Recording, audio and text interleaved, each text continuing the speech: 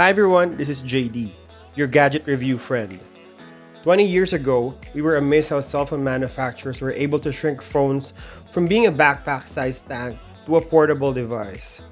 Thanks to phone manufacturers like Motorola, Alcatel, Sony Ericsson, and most notably, Nokia. Nokia was the most successful of all until consumers relied more and more with phones to become their everyday companion for everything.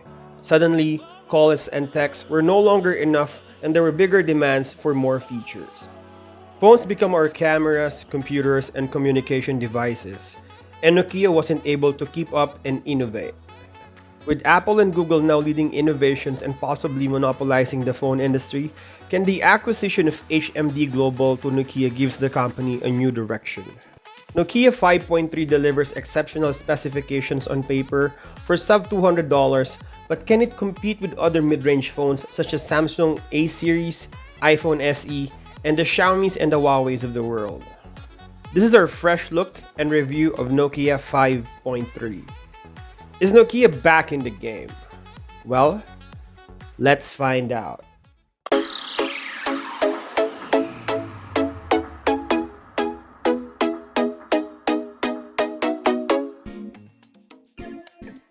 Let's start with the design.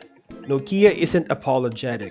If there's any corner they need to cut, it's materials used for this phone. This phone is all plastic from side to back. On the left you will see the power button and volume buttons, a typical setup nowadays. You have a SIM card tray and Google Assistant button on the left. A good shortcut for any voice commands. Microphone and headphone jack on top, and microphone Type-C charging port and speakers at the bottom. On the back you will see a circular camera module that looks like Huawei or OnePlus. You also have the fingerprint sensor, which is very accurate, and the Nokia logo.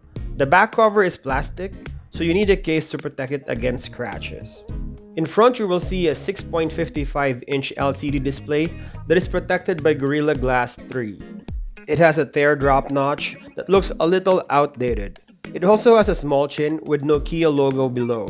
The phone looks symmetrical, front and back, which is good.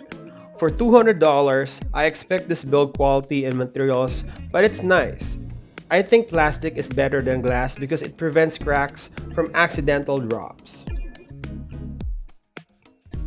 This phone is using Snapdragon 665 coupled with 4 gigs of RAM on my test unit. The RAM actually varies from 3, 4, and 6 gigs.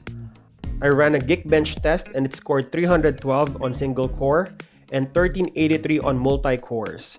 If you want speed comparison, it is behind Samsung S8 from 2017 and above Xiaomi Redmi Note 8. It will perform decent on everyday tasks. I didn't feel any slowdown. Moderate to heavy games like Mobile Legends, GTA, and Call of Duty will run, but don't expect high performance and graphics. Light games such as Temple Run and Subway Surfers are generally fast. I have no issue opening apps and streaming services. It has 64 gigs of storage that is enough for most users and expandable through SD card. It runs Android 10 and will get an update for 2 years for this Android One project. This phone also uses dual SIM and it will work worldwide, so it's a good travel companion. The screen is a 6.55-inch LCD display with a tall 20:9 aspect ratio. The tall aspect ratio is good for reading, multi-window, and full-screen videos. It has 450 nits, that is good but not great. Visibility on direct sunlight is challenging in some situations with darker background and text. It is only a 720 panel with 268 ppi. It is not the sharpest screen, but it's good. The sound quality is good, but it's not a stereo quality which you can find on higher end phones. I tested this phone against my $1,000 Pixel 3 XL from 2 years ago.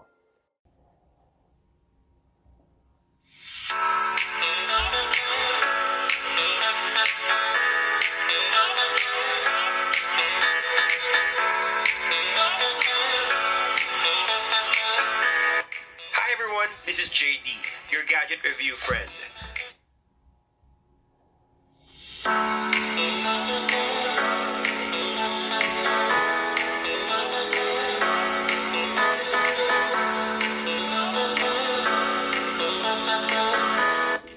everyone, this is JD, your gadget review friend. That's our testing, and I will leave you with this question. For $200, is the sound quality good enough compared to a flagship phone? It's not stereo quality, but is it good enough? Let me know your thoughts and comment below. Battery of this phone is outstanding. I was able to watch an hour of Netflix on maximum sound and was only able to bring down the battery to 12%. I was able to play 2 hours of gaming, an hour of social networking, an hour of YouTube videos and music streaming, and occasional phone, text, and camera use, and still have 30% at the end of the day. It's a champ. Sadly, it only has 10 watts charging and does not support fast charging because I tried different chargers with same result. But with a generous 4000 mAh battery, it will last you all day without battery juice problem. I think the 720 panel with 450 nits of max brightness also helps the battery to achieve great battery life. It has a quad camera setup on a circular camera module. It has 13 megapixel main, 5 megapixel ultra wide, 2 megapixel macro, and 2 megapixel depth sensor. The 13 megapixel main sensor is decent on good lighting condition. It's a daylight shooter. It is a hit or miss for some shots. The colors are good, but I miss the punchy colors of Samsung and Apple phones. Ultra wide is decent as well. I tried shooting our backyard and here's the result. Macro camera is also there when you need it. The problem is when you're in a darker situation or taking night shots. It has HDR mode, but it's not the best. Maybe a score of 5 out of 10. It's there when you need it, but it will not win any awards. Video can record 4K at 30 FPS, but the same story. It's a daylight recorder.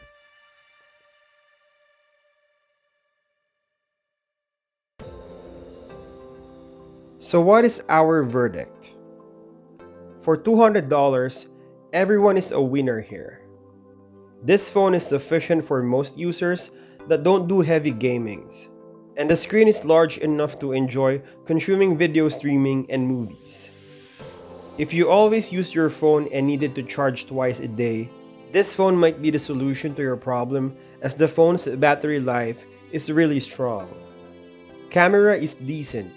If you are not an Instagram or Facebook model with millions of followers that doesn't need to have great selfies and photos all the time, and just wanted to share good food, better travel, and great friends, the camera of this phone is good enough to capture simple moments. It has Android One and will give you software updates for the next 2 years, so you're updated with the newest Android OS innovations and tweaks for the next couple of years. And honestly, whatever. I have great childhood memories together with my old Nokia phones, so whatever they decide in the future as a phone brand, there will always be a spot for Nokia phones in my heart. Yes, Nokia is back in the game, and hopefully, now they can sustain. If you enjoyed this video, consider subscribing. I will post weekly videos of devices and phones for review. The goal of this channel is to review devices as simple as possible, concise, and friendly. Don't forget to drop a comment, like, and share. Thank you guys for watching, and I'll see you in the next one.